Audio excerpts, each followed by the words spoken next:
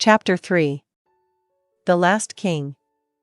A large number of documents were gathered in this office along with several officials of internal affairs.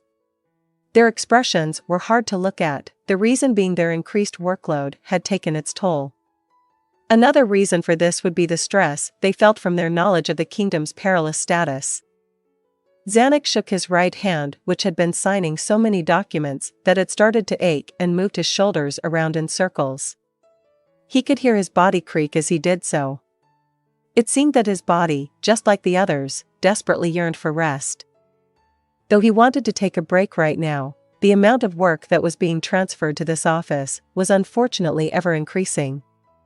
Given that was the case, he should either fetch more hands to deal with this or distribute his work to the others.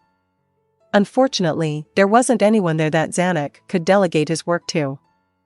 If anyone were to take over Zanuck's workload, it would have to be another member of the royal family. Zanuck had his own reasons for not requesting help from his father or Renner. The truth was, he had access to aid but just could not call upon it. Zanuck lifted up his pen again, scanned through the document that was placed in front of him, and signed and stamped it. After repeating the same routine for the 8th time, a knock on the door was heard. Sighs could be heard from multiple officials. Perhaps this was another delivery of even more documents. One of the officials, whose heavy breathing sounded unnaturally like a sow screeching, stood up and walked towards the door at a snail's pace. His movements were so sluggish that it was as though he believed that the slower he moved, the less he would have to work. A knight stood outside the door. "I'm terribly sorry for bothering you in these busy times, but Renner-sama wishes to speak with your highness." It was not what he had expected, but it was still an equally troublesome matter. "I am busy, so no. Tell her to talk to me during dinner if she has something to say." Ever since his brother went missing, Zanuck and his family had tried to dine together as much as possible. These past few days were the exception. Renner had probably been dining alone for a while. She could not possibly be feeling lonely though. In these times when there was a shortage of maids, she would have dined with Clyme and Brain instead. She was probably happier now than ever, perhaps happier than either Zanuck or their father. "Yes, your highness." The knight shut the doors and left, but Zanuck knew that Renner would not accept that excuse at all. Zanuck stopped writing and ordered the official who was about to walk back to his post to stay in place. After about a minute had passed, the door was knocked on again and the same knight was behind it with the exact same message as before. "I'm very sorry, your highness." "The princess," she said. "If you don't want her to spread some rumors which may or may not be true, go meet with her at once." "Is she seriously resorting to threat?" Zanuck gave a wry smile. Though he did not believe that his sister would actually do as she claimed, if she was willing to threaten him, he should probably listen to what she had to say. If rumors were actually spread around, no doubt his workload would increase even further. He just had to act as though he was being forced against his will. "Got it, let her in, but no one other than Renner. Those two, just let them wait in the adjacent room." "Yes, your highness." From the knight's immediate response, Zanuck could tell that his predictions were correct. Those two had tagged along. Brain was the kingdom's best warrior, unparalleled in his strength. Clyme was also much stronger than a regular warrior. To have those two stay inside the palace all day and be Renner's bodyguards felt like a waste of talent. Those two were not under the palace's direct employ but were instead paid through Renner's privy purse and thus were her direct subordinates. Zanuck had no say about their assignment. After the knight had closed the doors, Zanuck turned to the officials still toiling away in the room and said, "You all, my sister is due to arrive soon, what will I ever do with her? Rejoice, for a break is upon you all. 3 hours starting from now. Rest up and return rejuvenated." The officials gave their tired smiles and shambled out with heavy steps as if they were zombies. Princess Renner entered soon after. Unlike the officials who had just left, she had on her a radiant smile. "Oni-sama, forgive me for speaking out of turn, but those officials of internal affairs could be much more efficient if you let them rest well." People tend to make more mistakes when they are tired. Speaking of which, is Oni-sama alright? Zanuck rubbed his stubble-covered chin. He had worked an equal amount of time as those officials, so he naturally appeared as tired as they were. He did want to take a rest, but as a superior, way too many things depended on him. I honestly think we should hire someone who could forge my signature. There was a person who could forge Father's signature, should I fetch him? Renner stared silently at Zanuck. He knew what her question meant, but it was better to check to be sure. What do you mean? Is our father still well? Zanuck had a wry smile. You think I would plot to kill our father? In this current situation, Father was not feeling too well, he's resting in his room. I doubt he could rest well if he was reminded of his duties as king. Which is why you, as the princess, should not meet him for now. Sorry, Renner's smile matched his. Upon seeing that, he knew she understood it all. Oni-sama, between us, there is no need to lie. Oni-sama, without Marquis Raven's soldiers, has enough manpower to place our father under surveillance. The ministers of the Interior and Military Affairs must have already joined Oni-sama's side. What does father plan to do? He still wants to talk it out with the Sorcerer Kingdom. Because of that, Zanuck had to step in as the king's regent and take care of everything else the best he could. Since he had locked his father up, he had to take all of these matters into his own hands. If he still requested help from his father, given these circumstances, he would truly be the most pathetic man ever. Still, I understand father's line of thought. After all, he had witnessed 200,000 men being instantly wiped out on the battlefield, plus he had lost Gazef Stronov and his own son. Zanuck did not give voice to those thoughts, but just grumbled in his heart. It is not that I cannot relate to his desire to settle this through diplomacy, to reduce the number of casualties to the lowest possible, but things have already progressed to a stage where a resolution through diplomacy is no longer possible. Zanuck took out a huge sheet of paper and spread it on the table. It wasn't regular scrap paper, but a lavish piece of thin and white paper. On it was the full map of the kingdom made through copy. Look. These are the cities in the kingdom that had already fallen to the Sorcerer King's conquest. Numerous X marks dotted the northern and eastern sides of the kingdom, more than half of the cities were marked. Someone well versed in cartography would know from the size of those cities alone, they were home to a large number of people. Those who were intelligent enough should have already realized that if this map had included villages, the number of XS would be multitudes higher.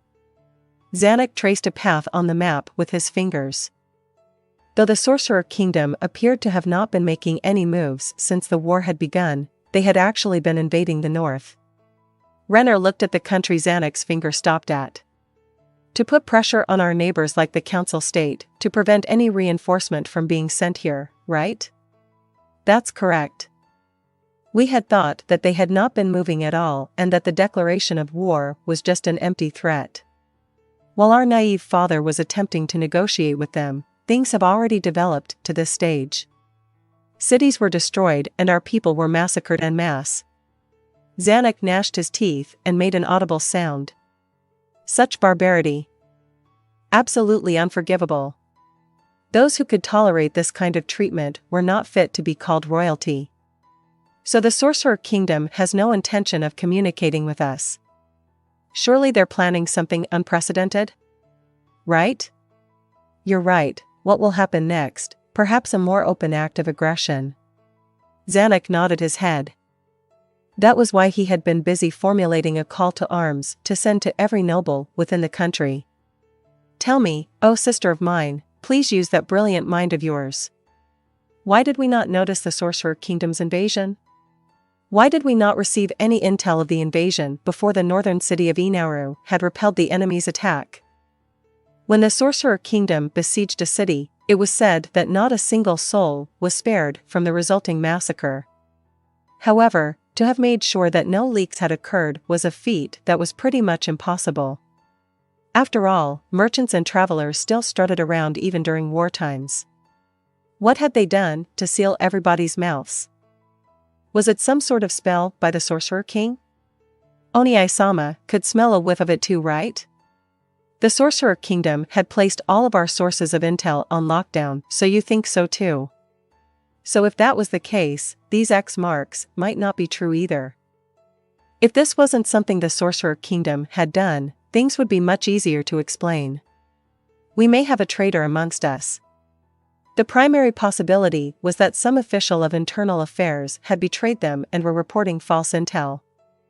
The other possibility was that some of the kingdom's nobles had swung over to the Sorcerer Kingdom's side and were submitting false reports.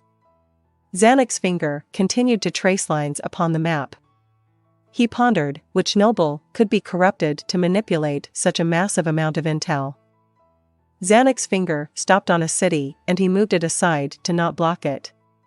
"Oh, sister of mine, surely you have figured it out already, which noble had betrayed us? Can't it be that other possibility?" She could see through him completely. Though in the past he had found his sister's intelligence to be annoying, she felt more reliable now than anything else. "I could count on one hand the number of people who would have this much control over the intel that flows into the capital. The Minister of Military Affairs, for example, but not even he could control the flow of merchants and travelers in and out of the capital. It is impossible for anyone within the capital to have the ability to lock down our intel like that. If you understood this much, surely Oni-sama already has the answer in mind. It's Marquis Raven." "How?" "Impossible." Zanek rejected that notion immediately, even though his finger had been resting on Ilibura. "Do you really believe that to be impossible? Marquis Raven is one to dote over his son.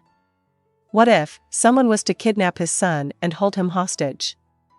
Is that how they coerced Marquis Raven? Absolutely despicable. Though, I'm of the opinion that he may have betrayed us simply because he thought that the crown is done for." Although he was unwilling to believe in Marquis Raven's betrayal, there was no other nobleman who was as powerful as him. He would only need to call in a few favors with other nobles close to him before he could completely cut off the flow of intel to and from the city of his choice. The survivors would have also chosen to seek shelter and protection from the larger cities. Ilibura would have been an excellent choice in that regard. Was it because of those factors that the Sorcerer Kingdom had set their sights on him? What kind of person do you believe the Sorcerer King to be? Abnormally flexible in his ways of thought, he possesses enough intellect and guile to scheme at a national level. What is most terrifying about him is the fact that he does not simply rely on his overwhelming power, but meticulously plans out his every move. One could say that he is a monster to whom the concept of arrogance is completely foreign. Zanek looked at Renner. Something felt off about her. Her expression was the same as usual, but her voice carried an unusual emotion, that of awe and reverence. The web of plots unfolding in front of our eyes were perhaps weaved into the kingdom many years ago. We are but stuck moths. I would prefer to say butterflies. In any case, we are at their mercy. It does not matter if Oni-sama prefers to use butterflies in that metaphor or not. Even if we slipped through these webs unharmed, there would just be another layer underneath. It is frankly terrifying. I did not believe that someone like him could exist in this world. What if our actions were all well within his calculations? So you are saying that he is better than you? Renner laughed and did not respond. Let's go back to our previous topic. Oni-sama is probably thinking about searching through Marquis Raven's residence, right? I do not think that you could find anything substantial there. That is true, but surely we cannot just remain idle, right? Given how likely it was that Marquis Raven had betrayed them, they had to do something about it. He was still hopeful that they could find even the slightest trace of a clue to all of this. Before we do that, I have a question for Oni-sama. If the current situation progresses on, the Sorcerer Kingdom would surely initiate the final battle near the capital. Would Oni-sama order the soldiers to defend the city or send them out to receive the attack? How will we be raising our forces? I have already received satisfactory responses from our neighboring nobles. Those who were more distant had not replied yet. It was not because they had not received his message yet, but because they wished to watch from the sidelines. They probably wished to see the royalty wiped out so that they could bow to the Sorcerer King as his new subjects. Or perhaps it was because they did not want to get on the Sorcerer Kingdom's bad side by defending the kingdom. Either train of thought was naive to say the least. Their belief that they could distance themselves away from this was proof enough on its own of their utter stupidity. No, he should not be mocking their idiocy. If they knew of how ruthless the Sorcerer Kingdom had been, they would not have done so. They were simply all victims to the information lock that was placed on them all. Once the capital fell, there was no doubt in his mind that the Sorcerer Kingdom would extend its brutality to the other cities. The nobles who wished to abstain from this battle would end up in defeat anyways. Do you believe that we could win? Zanuck gave a wry smile and responded calmly to this convoluted question. It is not a matter of whether we win or lose, we simply have no option but to face them in battle. The Sorcerer Kingdom will scorch every inch of this country and slaughter all of our citizens. This is our last stake at survival. Oni-sama is already king, what? What do you mean? Are you saying that I am being too full of myself? If we were to be defeated in this battle, wouldn't the kingdom be destroyed? If that is the case, then the citizens of the kingdom would not be safe no matter where they escape to. While I do not believe Oni-sama's choice to stake it all on this battle to be incorrect, Marquis Raven may have betrayed us for this reason too, to save the citizens. I see, so that his city could become a sanctuary for the refugees. But I doubt the Sorcerer King would allow that to happen. Perhaps he had also ordered Marquis Raven to kill the people seeking refuge in his city to test his loyalty. Why would Marquis Raven betray them? No, has he betrayed them at all? Perhaps this too was another ploy of the Sorcerer King, to sow the seeds of doubt amongst them to bait him and Renner in. Zanuck recalled the Marquis Raven who only wanted a better future for the kingdom. Maybe he should write him a letter and have an honest conversation with him, but that could be a dangerous move. A traitor who continues to receive their former letters. That would certainly cause the Sorcerer King to cast doubts on him. That could be a ploy that he could use against them, but it was better saved for a situation in which Marquis Raven would be marching along with the Sorcerer King's army. This was not the best time to do something like this. If Marquis Raven really was being coerced by threats against his family's well-being, he could not fault him. Zanuck recalled the Marquis Raven who excessively doted over his son. He reminisced so hard his eyes almost squinted into a line until he was knocked back to reality by the sight of his sister. Refugees. Speaking of which, Father wanted you to, well, he wanted us to seek refuge in the City-State Alliance as the kingdom's representatives. That was way before I placed Father under surveillance. If you still want to do so, you better get away from the capital soon. Soon enough, he will have to draft everybody he could and face a decisive battle against the Sorcerer Kingdom. If he was being honest, they had no chance at all. Defeat meant that the capital and the other cities would be razed to ashes. That meant that nowhere within the kingdom was safe. Perhaps they should follow their father's suggestion and abandon the country. In normal circumstances, there were two ways a victor would have dealt with the kingdom's former royalty. One was to mix their lineage through political marriages, the other was to wipe out everyone with royal blood to leave no loose ends behind. The Sorcerer Kingdom would definitely choose the latter. That is an excellent idea. Would Oni-sama come too? At this point, how could I? If our elder brother were still here, I would have chosen to run too. Do not mind me, what are you going to do? The Sorcerer King is undead, so he probably wouldn't take that kind of interest in women, so they would undoubtedly be killed too. If the Sorcerer Kingdom attacked us, I could be violated by one of our own who's desperate enough to do so. Zanuck showed his disgust on his face upon hearing how calmly his sister had said such words. But, he had to admit that she was also being realistic. Renner's beauty was renowned, it would not be out of the question for those kinds of people to exist. Then remember to not leave Climb and Unglaus's side for now. Okay, I won't let Climb leave my side. There's no one but the two of us here, and I won't speak of it given the current situation, but you have to answer me with those two. Why would Ainz Ooal Gown choose to serve under this woman? Though he had heard rumors that Brain was interested in Climb, he did not appear to be gay in the slightest. However, after some investigations, it did appear that he had not had a woman at all. It could not possibly be because he's only interested in children, right? He did not give voice to those thoughts given how scary his sister is. If those two were to find out about it, it would be troublesome. Anyways, I do not intend to flee. As a princess, I will face death with grace and dignity. That was unexpected.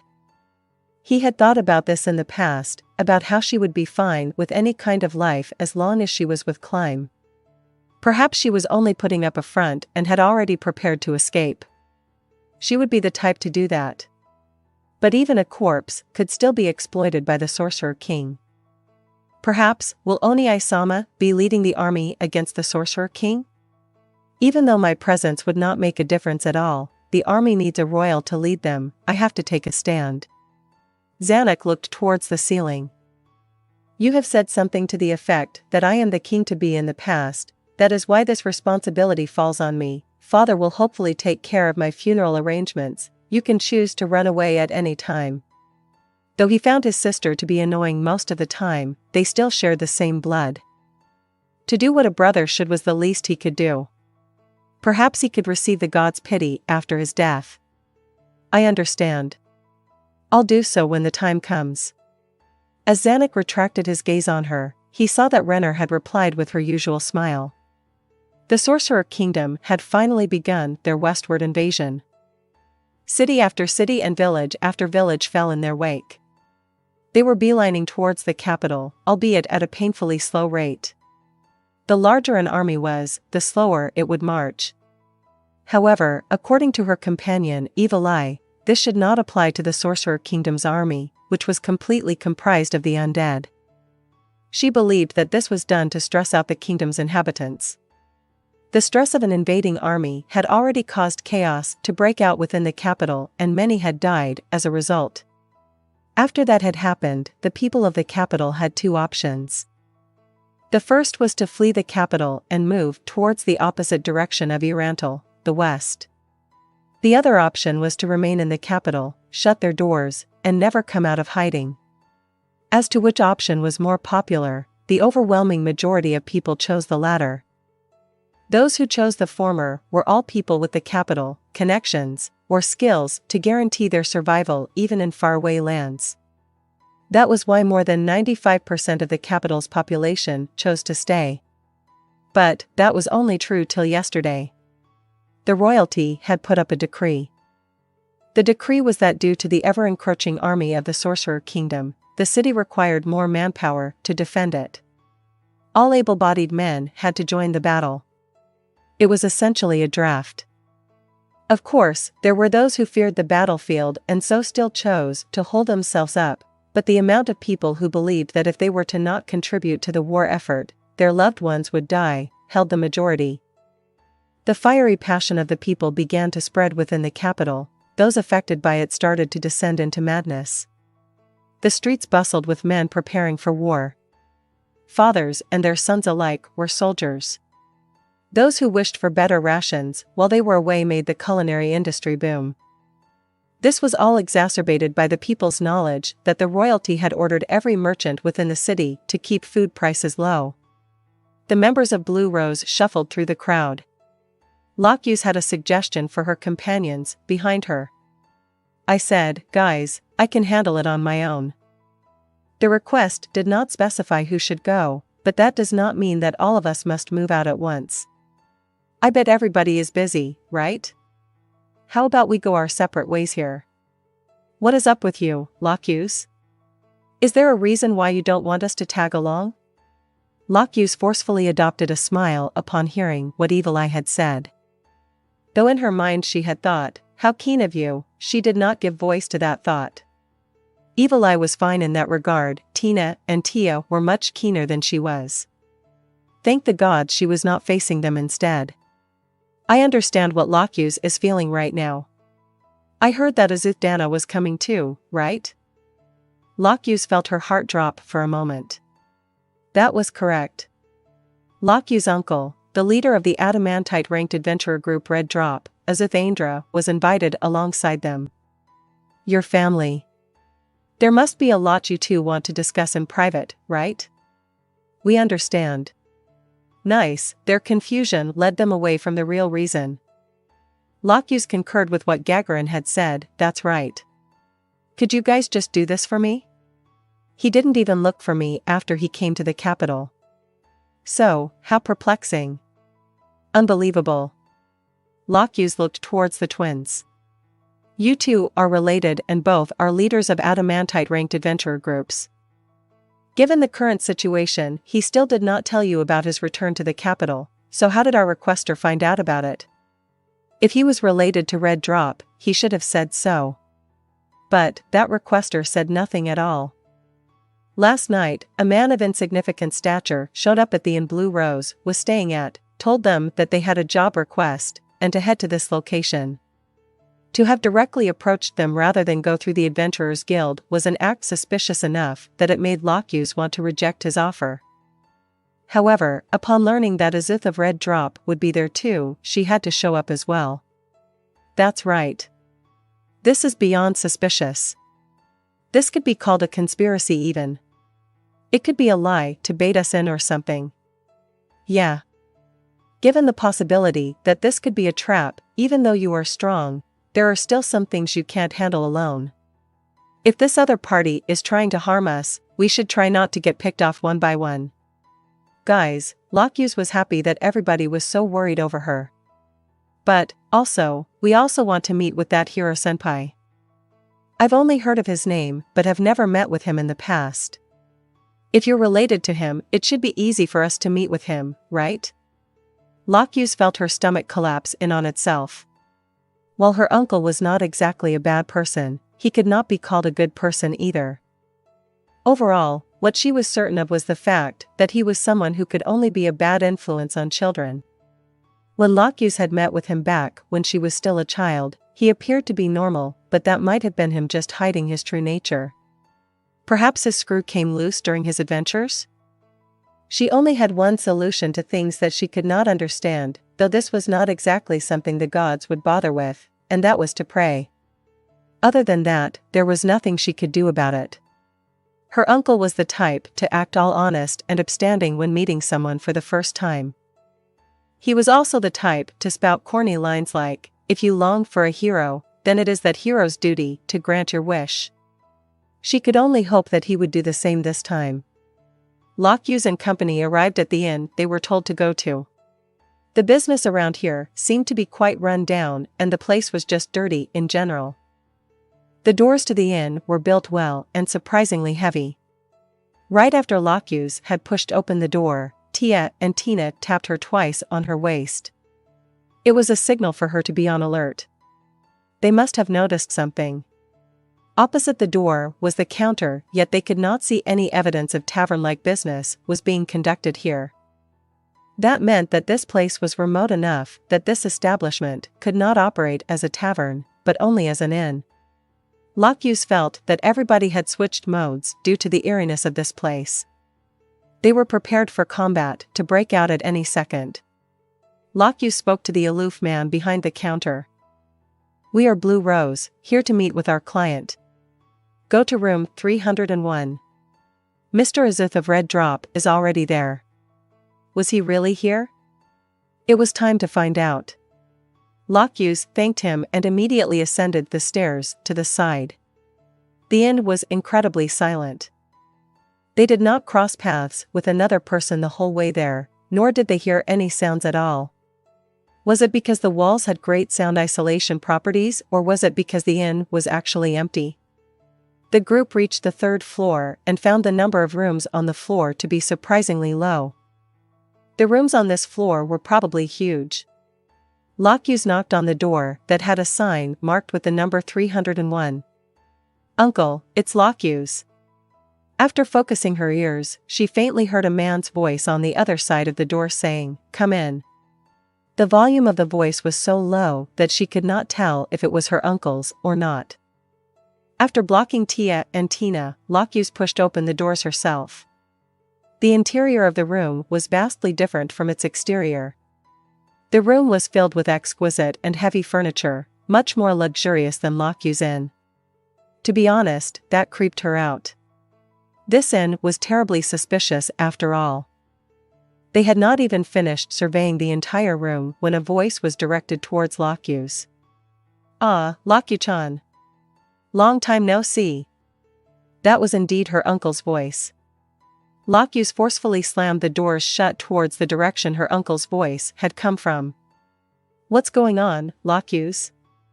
Gagarin was the first to speak. Everybody must have heard her uncle's voice already. It was hard for her to say that nothing was wrong after that display. "Guys, I feel like I should meet with my uncle alone after all. This girl. Are you seriously saying such things even after we came all the way here?" Evil Eye's dumbfounded voice was to be expected. Locuse looked at everybody's expressions. Evil Eye had spoken as their representative, she could tell that the rest of them had the same thought from their expressions alone. Then, sigh, "Guys. Let me make it clear. My uncle is an odd individual. The leader of Red Drop?"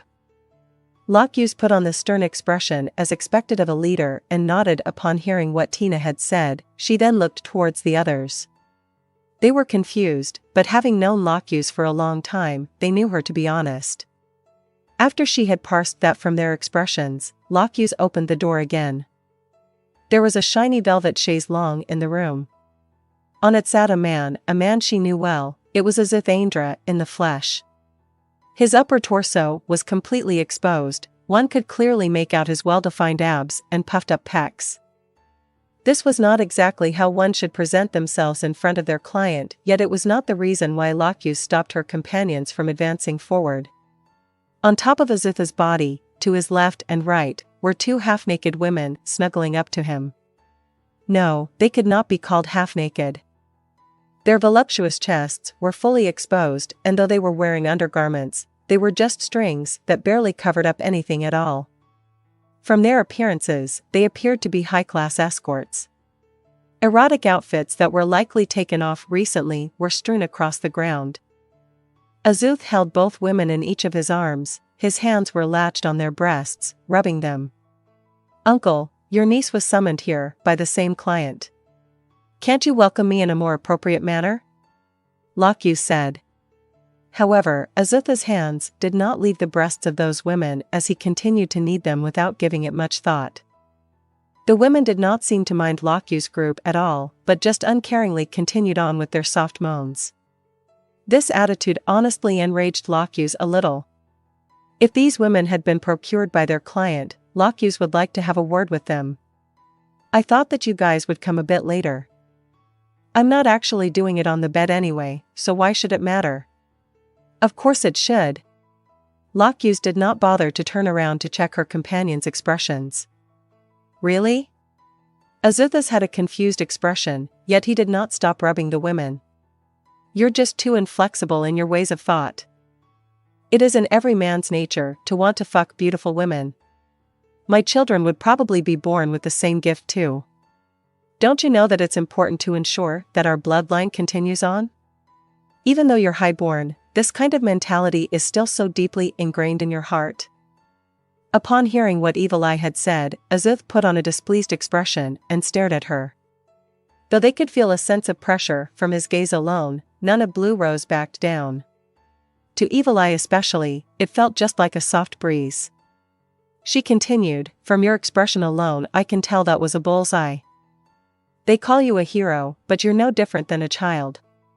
Actually, could it be that the reason why you abandoned your status as a noble and chose the life of an adventurer was precisely because you are this kind of person? Anyways, this is no attitude to receive your clients. Ladies, begone. What's with this child?" The woman lying on the right glared at Evil Eye. "Sigh, what a bother. Hey, Ainz. Is the room on that side still vacant?" Evil Eye pointed towards a door that was not the one to the corridor. That's a bedroom, I've checked it already. Is that so? Then send them there. What's with this child? What is she trying to do? The woman to the left glared at Evil Eye with an angry expression. Don't you act all high and mighty now, you're just a brat who won't even dare to show their face. Charm person. Go. Yes.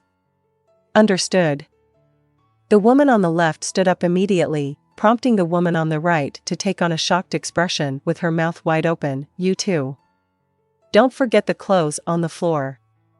Before the woman could respond, her charm person had already been cast. The women obediently walked into the adjacent room. Azuth pouted and raised his shoulders. From an adventurer's perspective, what Evil Eye had done was no different than someone drawing their blade, yet he did not appear to fault her for it. Though she did not want to admit it, Evil Eye saw him as pretty lenient in that regard. Evil Eye, good job. Tina raised a thumb to Evil Eye, to be brave enough to let women who could have been assassins get this close to you, as expected of an adamantite-ranked adventurer. Were they? We were trained to do those things back then as well. Women who were not gifted in raw power or arcane talents could only resort to weaponizing their femininity. Though Gagarin cannot relate at all, I'll still explain their methods. First, Evil Eye tuned out of Tia's explanation and spoke to Lockuse instead. It would be troublesome if that wasn't done. Well, I won't interrupt you with this topic anymore. Speak of whatever you want, I guess.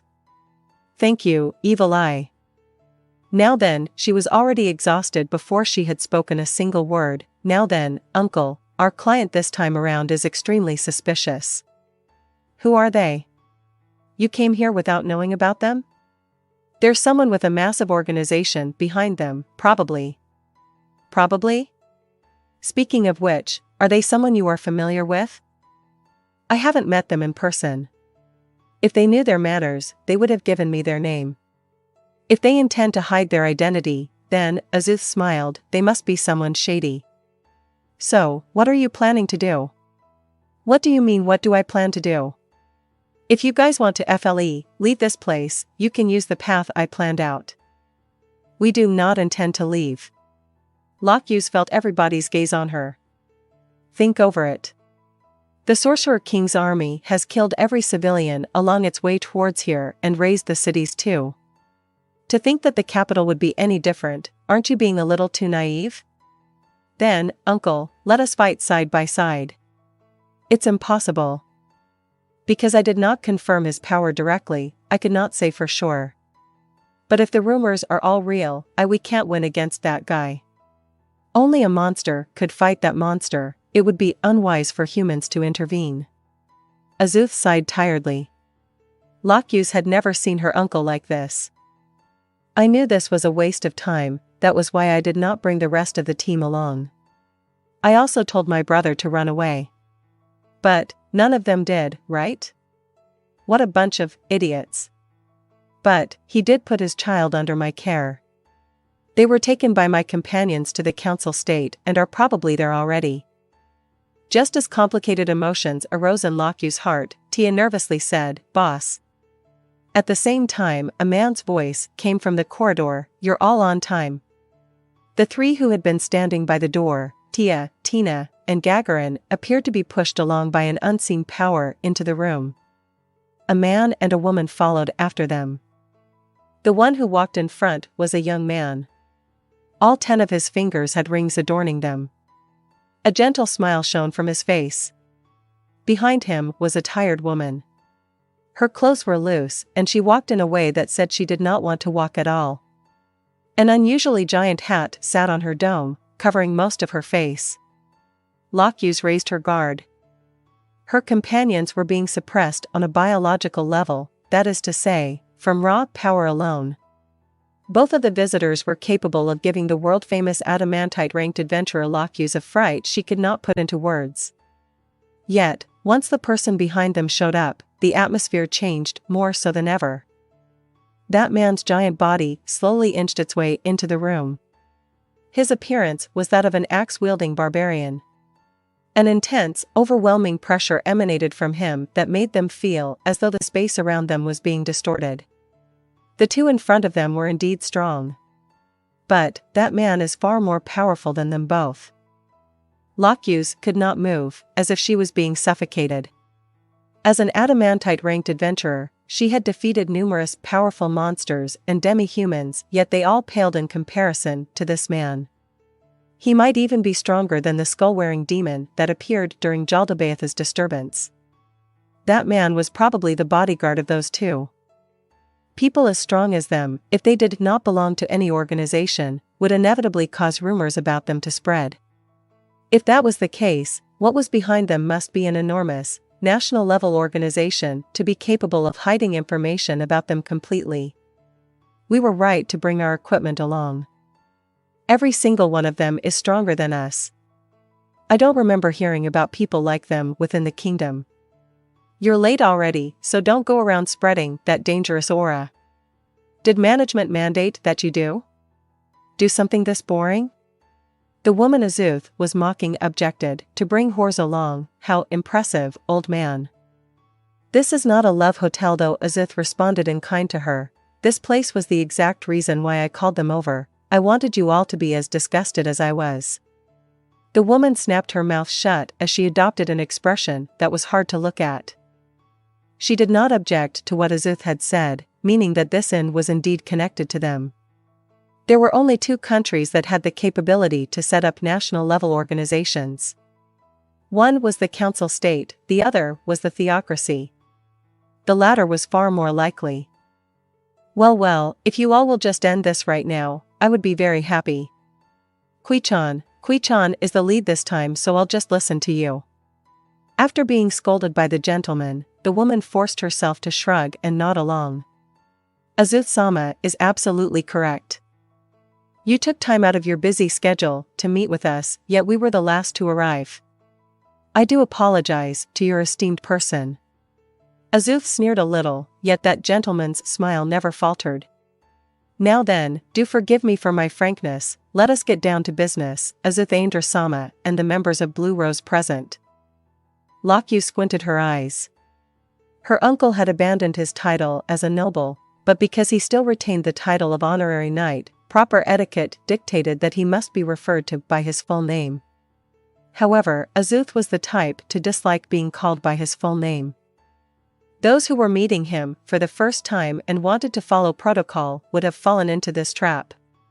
This gentleman, however, managed to avoid this.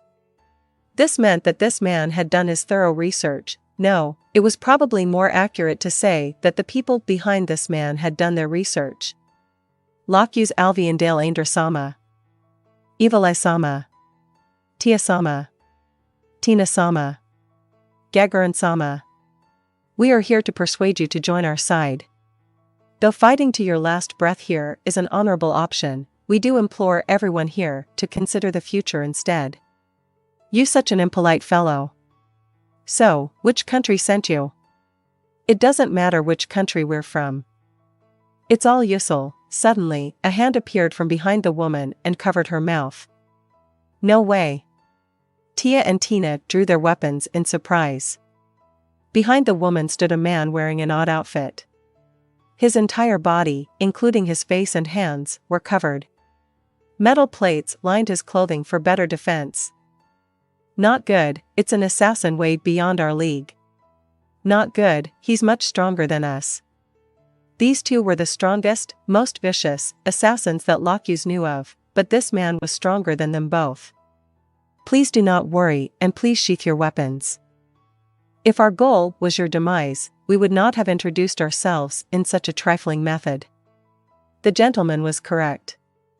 To have entered this room in a way where none of these adamantite-ranked adventurers could notice must have included the use of an ability that was capable of completely masking oneself. To have revealed himself in such an idiotic manner meant that he was not there to assassinate them. Or perhaps this was part of their tactic too. They were reminding them that if they did not join their side, outstanding assassins could get them at any time. Also, as for my companion's slightly inappropriate matter of speech, I do deeply apologize. What good does hiding that fact do for you? You guys are from the theocracy, right? Are they really from the theocracy? I can't believe that people like this exist there. A shocked Evil Eye said. Lockuse was equally surprised. They had fought against a unit that was burning down demi-human villages in the past, and they were strong. Especially the captain of that unit, who was stronger than Lockuse was at that time. Yet, no one from that unit was as strong as the people in front of them. You didn't know? I thought that you'd at least have heard rumors about them. They are the pride of the theocracy, their unit of heroes, the Black Scripture. It's likely that all of them have reached the realm of heroes. Azuth was looking towards the barbarian. That man put on the smile a beast would have right before it feasted on its prey. Looks like you know quite a bit about us. But, don't you have one too? Someone like me, or even stronger than me? He pointed towards Evil Eye of Blue Rose. You're a hard one to deal with. Yet his attitude was not of one admitting defeat, rather, his expression told them that he treated Evil Eye as an equal. There are people stronger than me, excluding fiends. Of all of the humans and demi-humans, only Mammon Sama is stronger. Only Mammon? The barbarian muttered to himself while a faint smile bloomed on his face, and said no more. I say. People of the Theocracy's secret unit. Why won't you fight alongside us against the Sorcerer King? Perhaps that woman also. No, that was. Evil Eye continued to mumble to herself, but Azuth ignored her and asked the gentleman, who responded with his unwavering smile. To have received an invitation from your esteemed person is an utmost honor to us all. However, we are here on an express mission to convince your esteemed persons to join us. That is why we can only choose to ceremoniously reject your suggestion. After all, soldiers who participate in battles out of their own selfish desires would only bring harm to their organization.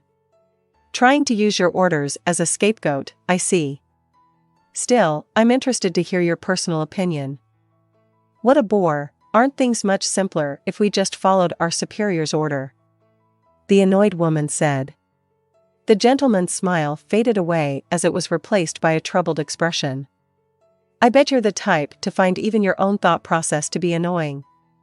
That's about right. As long as I carry out my orders, the responsibility for them will always fall on my superiors. It's too annoying to have to shoulder responsibilities myself, so I don't bother with it. I'm pretty good at shifting responsibilities onto others. I've even received praise for it. They weren't praising you. The barbarian whispered to himself. Now then, Ainz Sama, my apologies. Azuth Sama, we understand what you meant. So, what about the members of Blue Rose? Before that, could we ask a question? How can we escape from here? I will tell you how after you join us. By the way, we have already extended this offer to numerous other adventurer groups, and they have all accepted. Those groups have been relocated to safer locations to sit this one out. Did you use violence or threats to force them to go with you? As Gagarin had said, if someone as strong as them were to threaten other people, it would be hard for them to refuse. We really do, from the depths of our heart, want to become comrades with you all. This is a cooperation for our future, for humanity's future. The gentleman did not appear to be lying at all. His personality was probably the reason why he was chosen to be the negotiator. I refuse. Lockuse did not even have time to ask for everybody else's opinions before Gagarin replied. No need for, we will go with the leader's decision. Her companions started nodding their heads in agreement upon hearing what Gagarin had said. Is that true? Looks like nothing I could say will sway your opinion. Looks like I'm out of options. The gentleman took their rejection unusually well. Lockuse lowered her posture in case he resorted to force. After seeing what Lockuse had done, the gentleman gave a wry smile. Please, there's no need to worry, Lockuse-sama. We do not plan to use force. We hope that everyone here could avenge those who have fallen to the Sorcerer King. We have left a fee for your troubles at the reception. Please do accept it before you return. Now then, we'll be on our way. After the gentleman gave his orders, the people of the theocracy began walking towards the exit. Things appeared to have concluded peacefully. Just as Lockhews breathed a sigh of relief, Azuth called out to the gentleman, speaking of which. The Mr. named Rufus or Rufus, is he still okay? I'm terribly sorry. Our country spans a vast area, so I do not know who you are referring to. If you could be a bit more specific, is that so? I suppose it's only natural for people of your rank to not know him by name after all. So, how do you guys usually address that undead? Milord or something? Every member of the Black Scripture was stunned and were subsequently filled with malice. The entire room was suddenly overflowing with an aura of bloodlust that made them feel as though combat was about to break out at any moment. The gentleman was the first to make a move. He extended both arms to stop the people behind him. Kui-chan. What is wrong? Are we not killing them? The gentleman stared at Azuth with cold, unmoving eyes and calmly replied to the woman, he's bluffing. Do not move of your own accord. This is an order. The bloodlust that emanated from them disappeared as fast as it had appeared. The gentleman's cold-eyed stare remained on Azuth, though I am extremely curious to find out the extent of your knowledge on this matter. I will report this to my superiors. Everybody, it's time for us to leave. The members of the Black Scripture did not lower their guards as they walked out the room but maintained the attitude that if Lockhews' group was to take any sort of action, they would retaliate in kind. After a while, after Lockhews was certain that the Black Scripture had left already, she started ranting at Azuth. Uncle, you're the weakest of us all. Please stop provoking other people. Indeed, that was pretty dangerous. I did not expect them to antagonize us that much. If it weren't for that man with the fake smile, I would have been dead. They were probably thinking something along the lines of, rather than dirty our own hands, it'll be more beneficial if we let the Sorcerer King have his fill first before we have ours or something. Though I doubt we were worth that kind of consideration. Lockhews intentionally directed her sight towards Azuth, who had been laughing loudly. Was that really the case? Her uncle had revealed to the Black Scripture that he had some sort of crucial intel on the theocracy. It would not have been unusual for them to kill him to prevent that intel from getting into the Sorcerer King's hands. The other probable outcome would have been for them to kidnap him to interrogate him or use magic to get the intel out of him. The root of the issue was why her uncle had let the theocracy know that he had that kind of intel.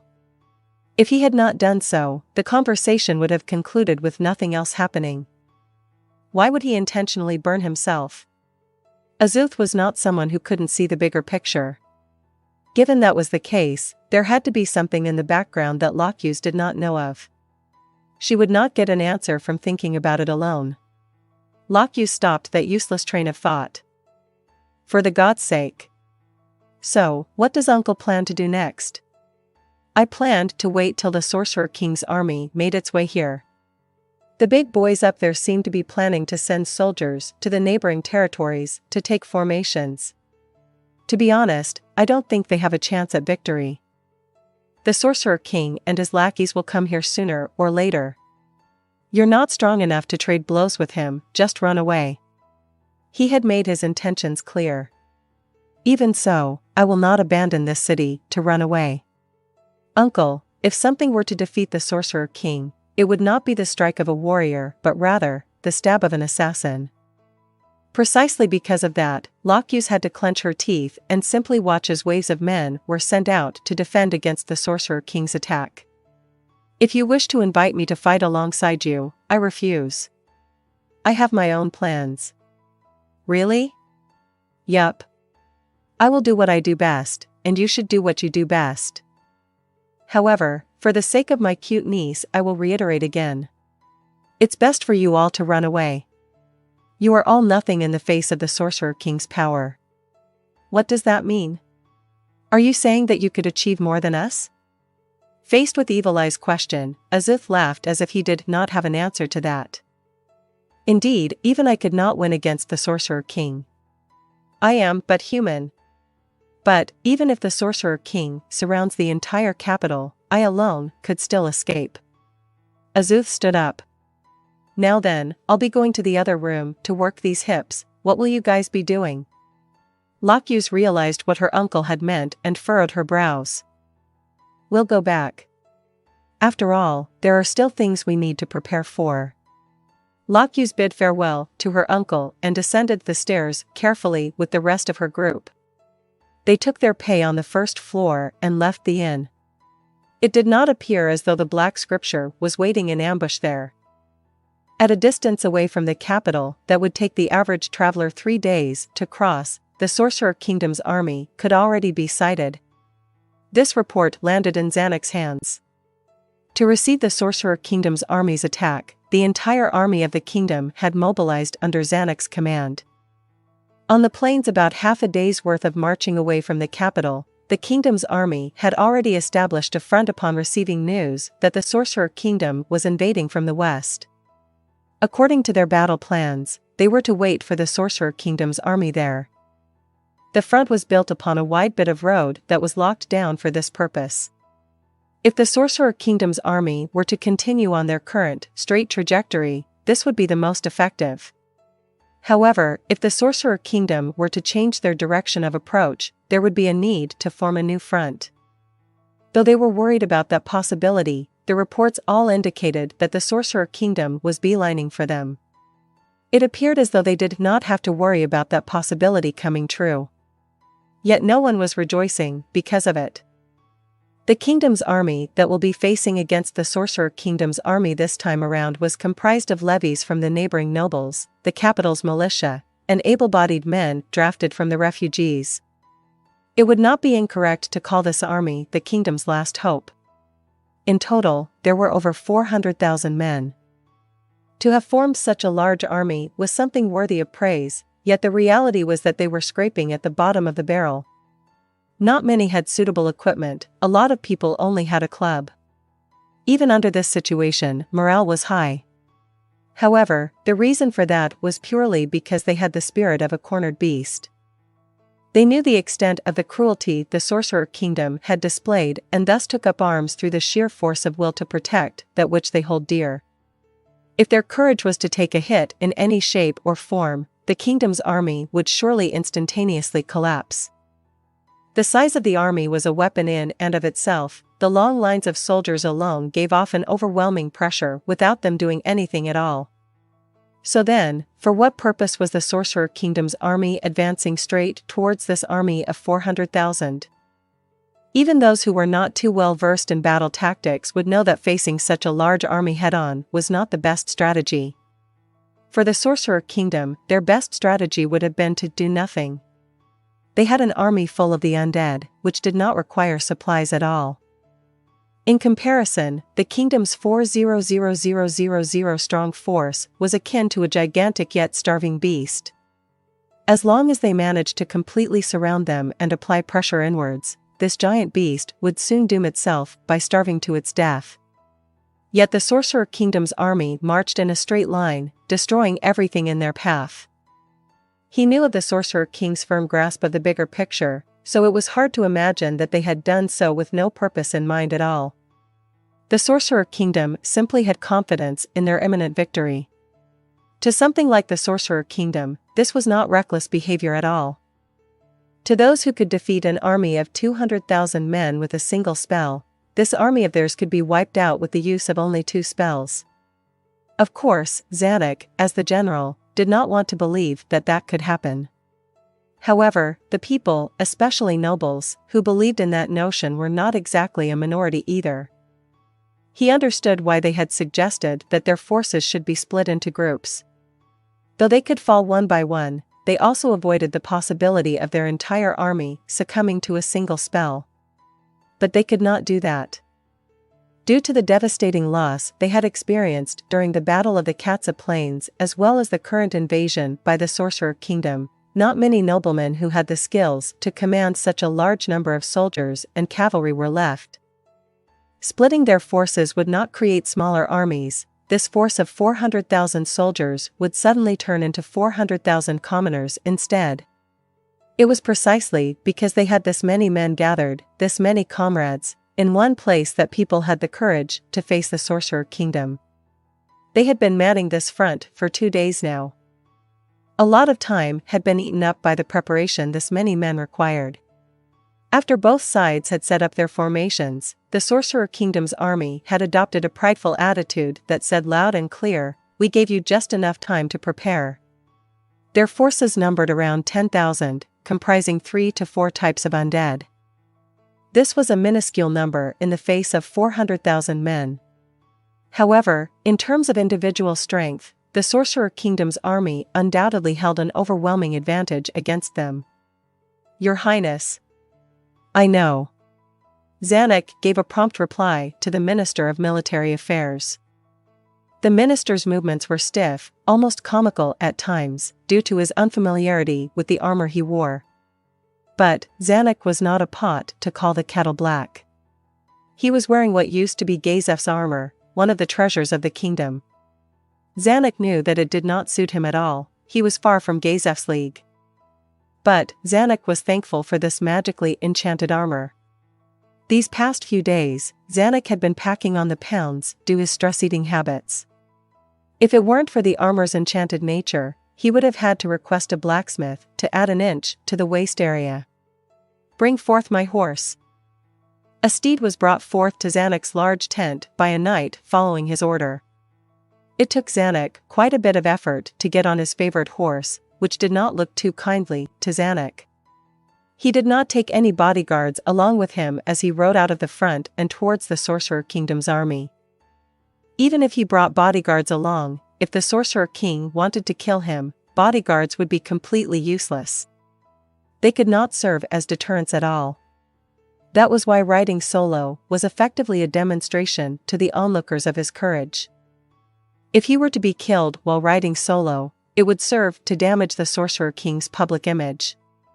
The hero of Ainz has a nice ring to it. Zanuck reached the midpoint between the two armies with no obstacles at all. He activated a magic item to amplify his voice. "I am the Prince of the Kingdom of Ainz, Zanuck Val Leon Igana Rylvez Elf. I wish to seek an audience with His Majesty, the Sorcerer King."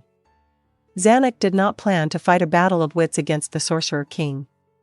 Things had already come to a point where that was completely meaningless. He just wanted to find out what kind of a thought process would have led the Sorcerer King to do what he had done. Ainz surveyed the front his army had formed from a 3-sided tarpaulin tent. Due to the fact that the Sorcerer Kingdom's army was comprised of undead beings that did not require food resupplies, the front they had formed was much smaller than what a conventional army would have. From an objective perspective, there was no need to establish a front at all, and some had even suggested this to him. However, Ainz believed that front building was a valuable experience to gain too. Actually, from the several fronts they had formed already, the one in front of him looked to be a lot sturdier than what they had at the start. At first, these fronts were formed with the aid of Mare's magic, but due to a specific reason, Mare had been relegated to simply watching the soldiers build the front at Ainz's side.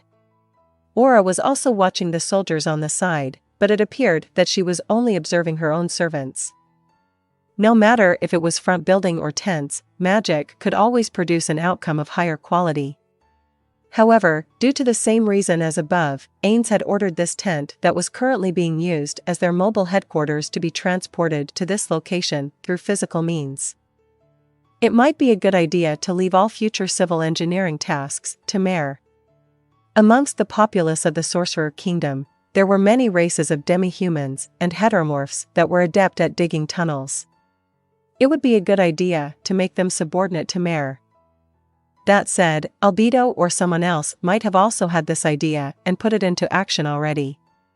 If someone had done so already, then the relevant documentation for this should have already been perused by Ainz.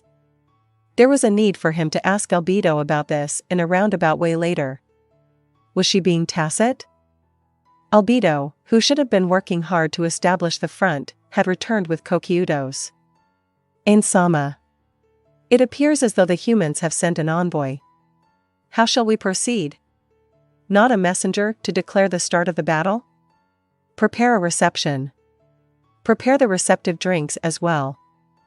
As Albedo began to prepare the table, chairs, and such, a man wearing full plate armor on horseback entered Ainz's line of sight. Ainz recognized the armor worn by that man. I think that's Gazef Stranov's armor. Is this man the vice warrior captain? He's quite different from the descriptions I've heard. The envoy stopped between the two armies and started yelling his introduction. I am the prince of the kingdom of Riestaiz, Ainz Ooal Gown. I wish to seek an audience with His Majesty, the Sorcerer King. He could hear him clearly even from this distance. He must have used some kind of magic item. What should we do, Ainz-sama? If he is not here to declare the start of the battle, then it would be a waste of time to converse with him. Shall we initiate the battle as is? No, Albedo, we cannot do that. The opponent desires to have a battle of wits with Ainz-sama. If we rejected him outright, it would reflect negatively on the people's impression of Ainz-sama's magnanimity. What value do rumors hold? Albedo sneered, they are dead men walking, what good are rumors that fall on no ears? Ainz was not too keen on fighting a battle of wits or whatever. Surely the royalty of this country would not lose out to him in anything other than combat prowess. Still, Albedo, have you forgotten about the possibility that the rumor could be transmitted through magic? I'm terribly sorry. I will go then. The royalty of our opposition came alone. If I were not to do the same, it would not reflect well on us. Are you sure it will be all right? Ainz-sama, I have no idea. Aura, if I were to be brainwashed or mind-controlled, you should use your world-class item to protect me. Ainz's usual world-class item was in Nazarik's storage, so if Aura used depiction of nature and society on him, he would be trapped in it. This way, even if he was brainwashed, they could not kidnap him through teleportation or other similar methods. Understood. Ainz replied to Aura and left the front on a Soul Eater. It was worth noting that after Ainz had practiced horse riding, he looked adequate while doing it. However, because he was not too apt at it, to prevent making a blunder in front of the two armies, Ainz still chose to ride a Soul Eater to be on the safe side. The other party was waiting for Ainz next to his horse, so Ainz also got off the Soul Eater upon arriving at his destination. No matter how bad this was going to get for him, Ainz steeled himself to do to others what they had done to him. His opponent was a man on the chubbier side of the spectrum. Makeup caked his face to cover up the dark circles under his eyes. Nice to meet you, Your Majesty, the Sorcerer King. My name is Ainz Ooal Gown. Nice to meet you, I am the Sorcerer King Ainz Ooal Gown. I will be in your care then. Now, a standing conversation would be neither here nor there. Ainz cast a spell twice, producing two black thrones that faced each other. Because it was created with magic, the two thrones were naturally identical. Though it is hard and metallic, we should still sit down first. How do you feel about that? I would be glad to, Your Majesty. As they both sat down on the thrones, Ainz cast another spell to create a reflective black table between them. While Ainz had started casting magic the moment they had met, Zanuck did not seem to be on guard at all. It appeared as though he did not have any intention to assassinate Ainz.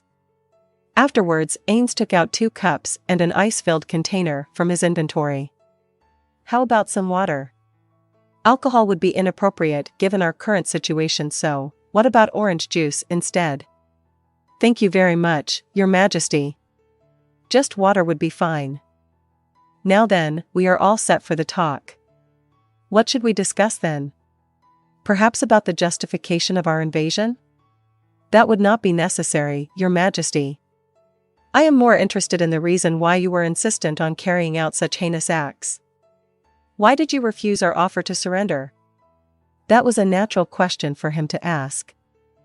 Although to Ainz, his reasons were clear and justified, to them it must have appeared to be senseless slaughter. Ainz nodded his head. Given how things had turned out, there was no point in hiding his intentions anymore. He began to exposit the Sorcerer Kingdom's plans to Zanuck. Because we stood to gain nothing from that. I intend to sacrifice your people as an example to the world of what will happen to them should they stand against the Sorcerer Kingdom. To that end, you will all be eradicated and the kingdom will be rendered into a mountain of ash. That mountain will continue to serve as a warning after centuries, after millennia, of how foolish of an act it would be to go against the Sorcerer Kingdom. You do not appear to be jesting. Of course not, I am just stating what is to come. Why? What do you mean? Ainz could not read between Zanuck's lines and thus replied with a question. Your Majesty, the Sorcerer King is in possession of immense amounts of power. Even if you did not do what you said you would, the people of the world would still come to know your awesome power. Zanuck wetted his lips, swallowed a mouthful of saliva, and asked, why are you this petty? Petty, am I? Zanuck tensed up at the possibility that he had angered Ainz, but Ainz was not angry at all. What is your goal? Ainz grumbled to himself, what is your goal? In the past, to Ainz, no, to Satoru, to have met the buddies he had in the game of Yggdrasil was the epitome of his entire life. It was such a wonderful memory that all he wished for was to be reunited with his friends again. When the plug was about to be pulled from the game, when all of this was meant to be for naught, he was transported to this world instead. The end turned out not to be the end at all, but instead, it was a new beginning. The NPCs, created by his friends, began to exhibit free will. From their every move, he could feel the remnants of his former companions. No, to be honest, the shock he had experienced at the beginning confused him so much that he was constantly worried about their betrayal.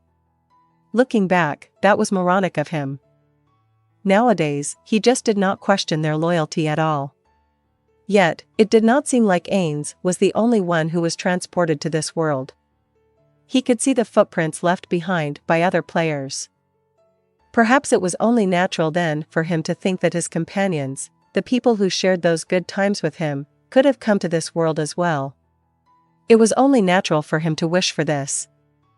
Of course, Ainz knew that he was transported here during the final moments of the game's operation, which made his friend's appearance in this world unlikely. Actually, through the use of multiple spells and intel sources, he could faintly sense the lack of their presence. However, since he did not have concrete proof of that belief, the possibility of it happening still remained. One might call him an idiot for holding on to such vain hopes, one might also call him a futile loser too. But to the Ainz of yesteryear, that was all his life had amounted to. And now that dream was gradually fading away.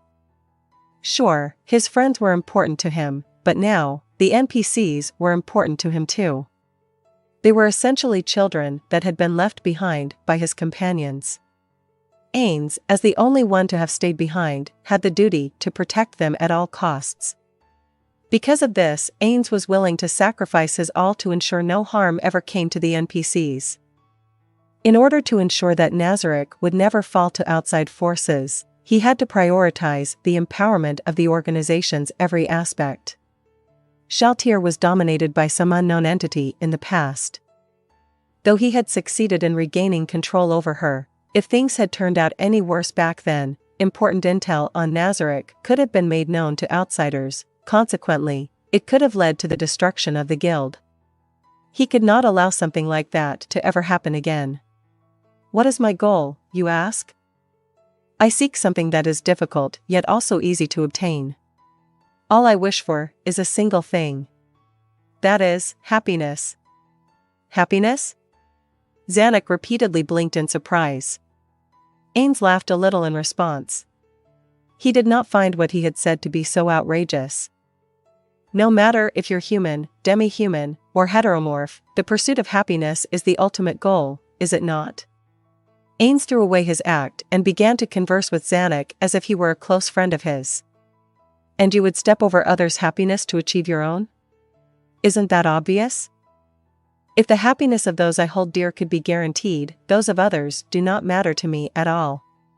If you could secure the happiness of your subjects by inflicting suffering on the citizenry of another country, what would you do? Would you say, abandon their happiness altogether? Those are the extremes. Zanuck calmed down as the sentence trailed. He lowered his head and said, "That was out of line of me.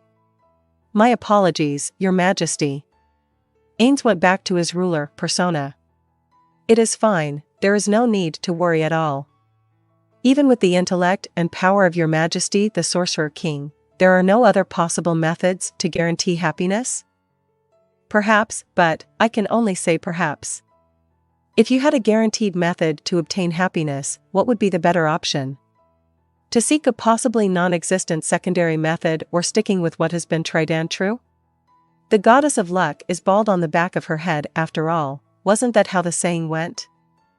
Zanuck was absolutely incredulous. What a strange goddess. "Sorry, I did not mean to belittle the goddess you believe in. Please do forgive me. I don't mind at all.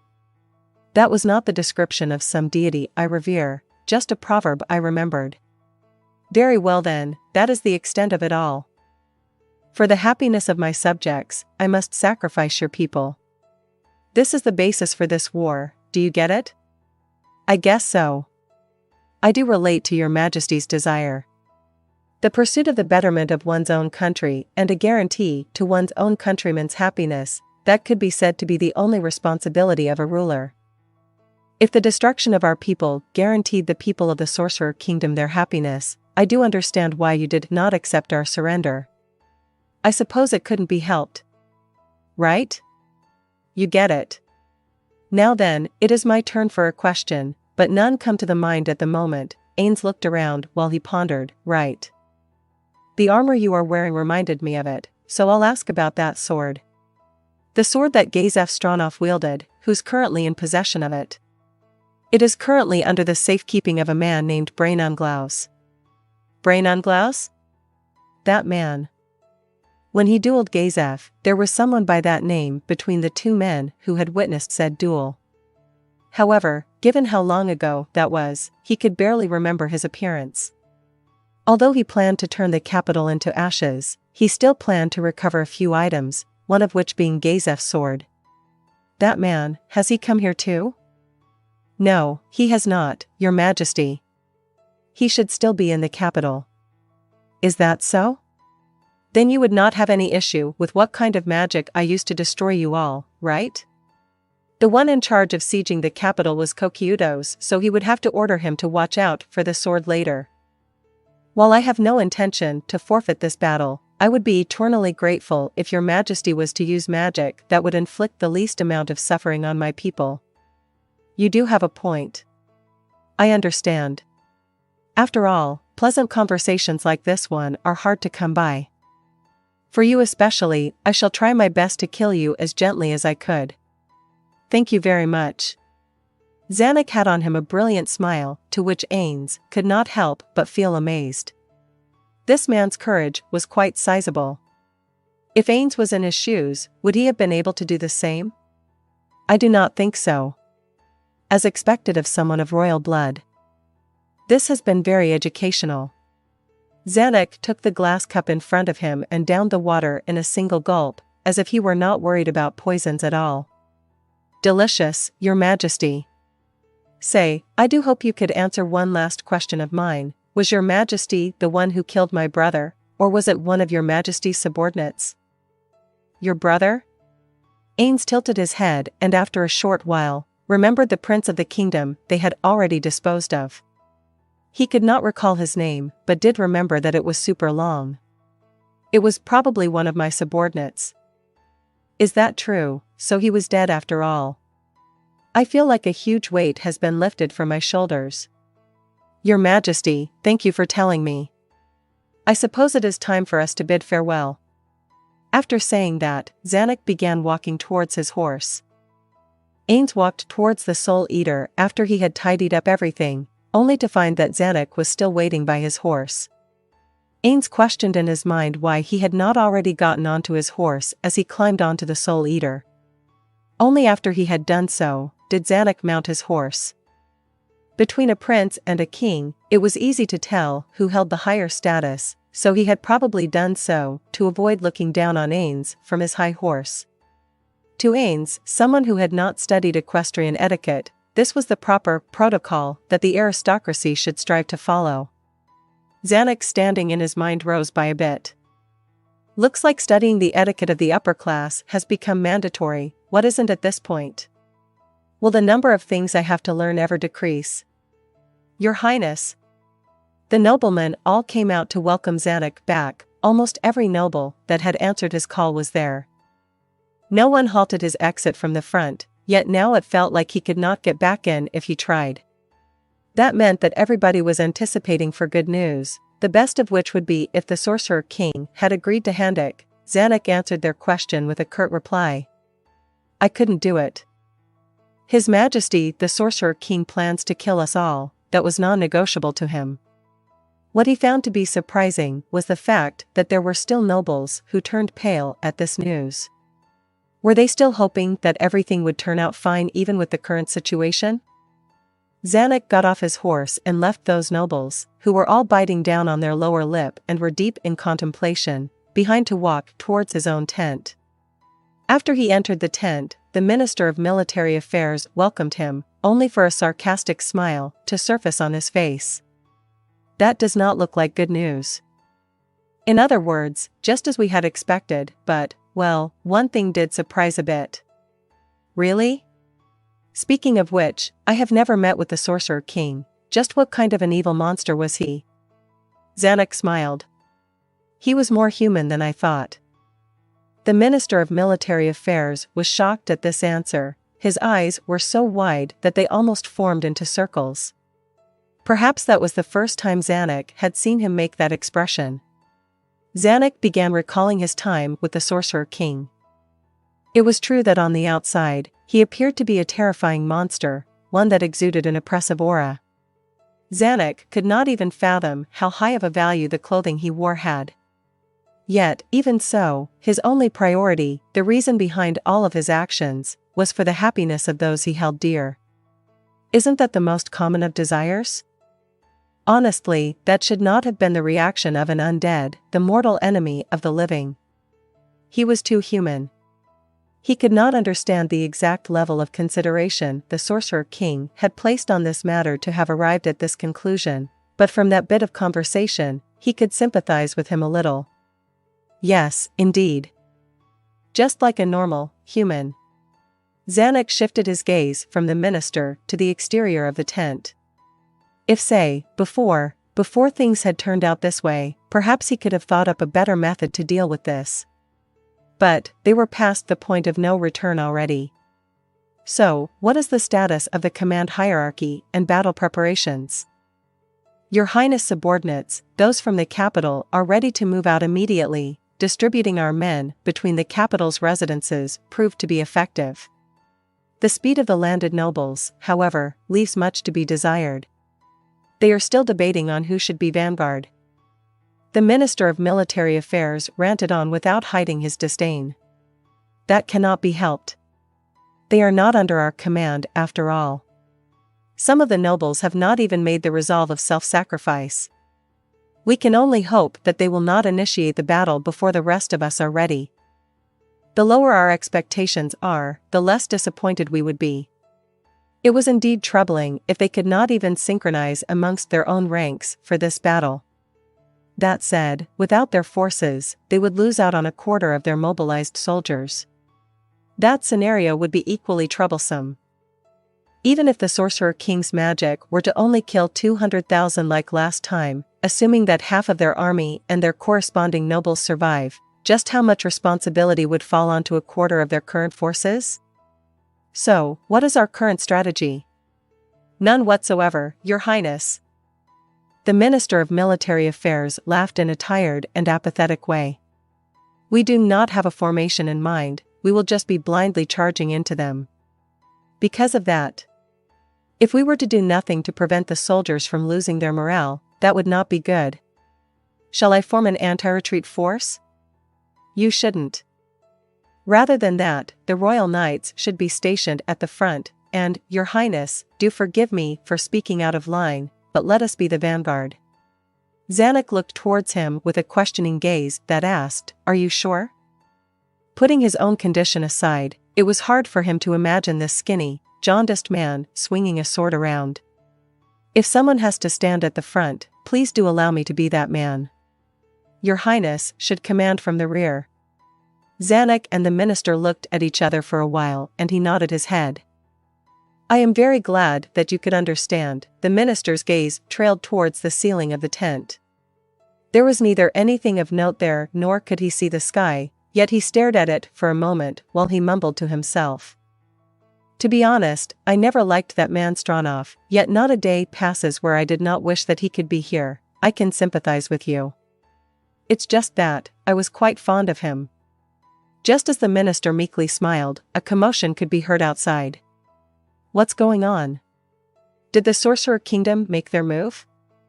No, Zanuck raised his ear and laughed, not at all.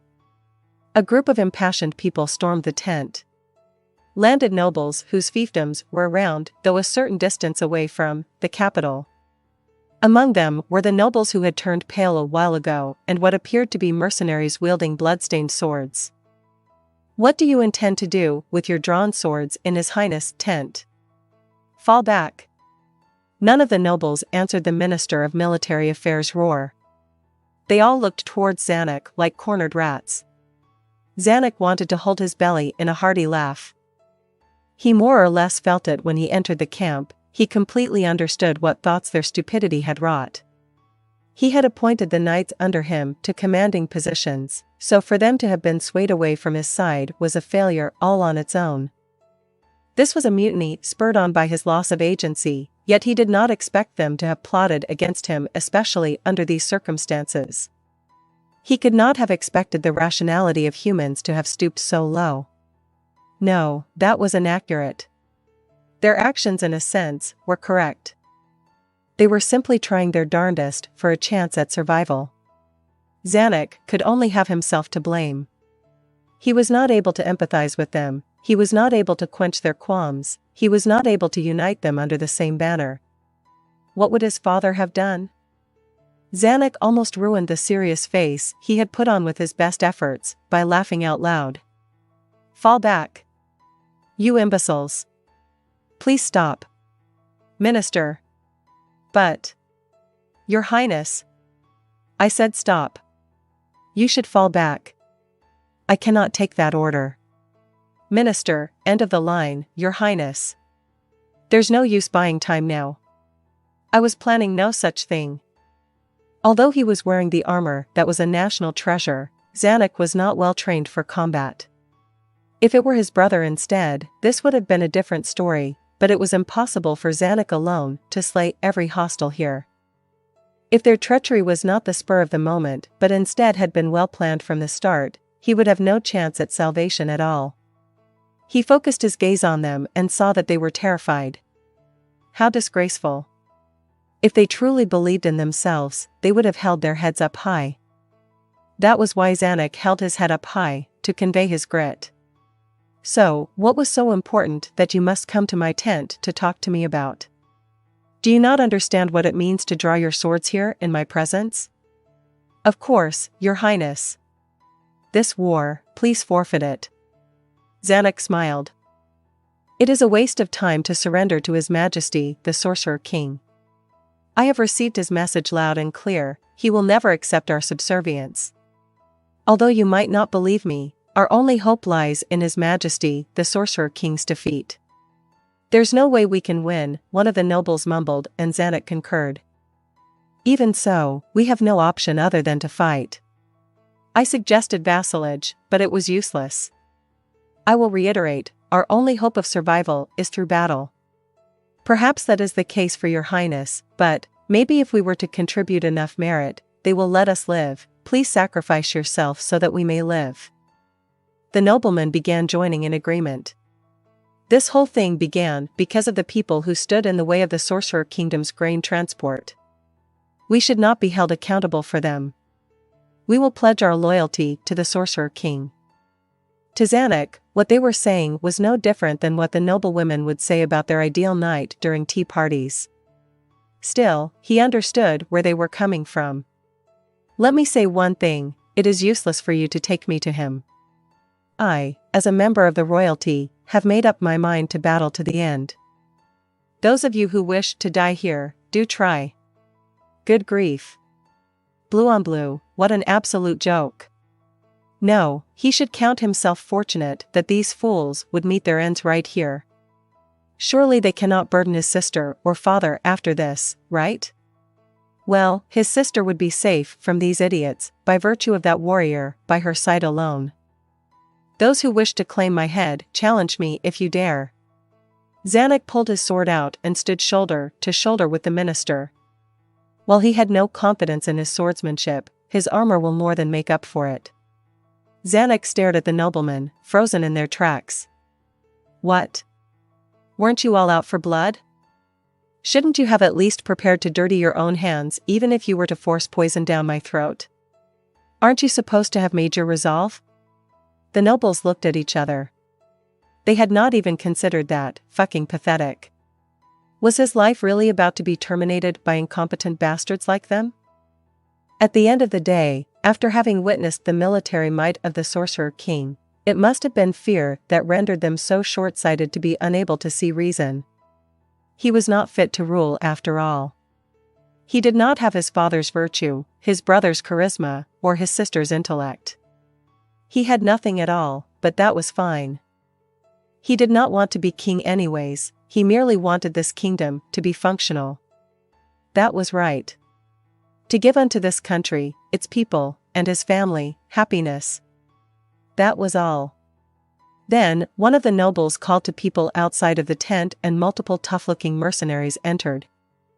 Zanuck swirled his tongue around and recalled the silhouette of his brother swinging a sword. He mimicked his brother's movements and charged at the nobleman.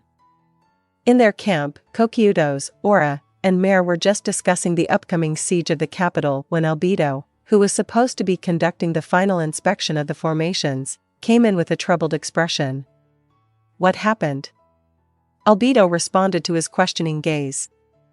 Ainz Sama, it seems like there was some commotion in the enemy's camp. What? Commotion? What happened? Ainz stood up and walked out of the tent. It did appear as though there was some sort of trouble there, or it was more accurate to say that a fight had broken out amongst themselves. In the end, a group of cavalry emerged from the enemy camp. It did not appear as though they were eager vanguards. As Ainz watched them silently, the group swiftly reached the Sorcerer Kingdom's front. They were mercenaries equipped with all sorts of equipment, as well as a few noblemen. A man in his prime, who had the air of a noble around him, stepped forth from the group. That man began shouting almost hysterically, his voice was carried towards Ainz by the wind. I have matters to discuss with His Majesty the Sorcerer King. Please. Zanuck was not among them.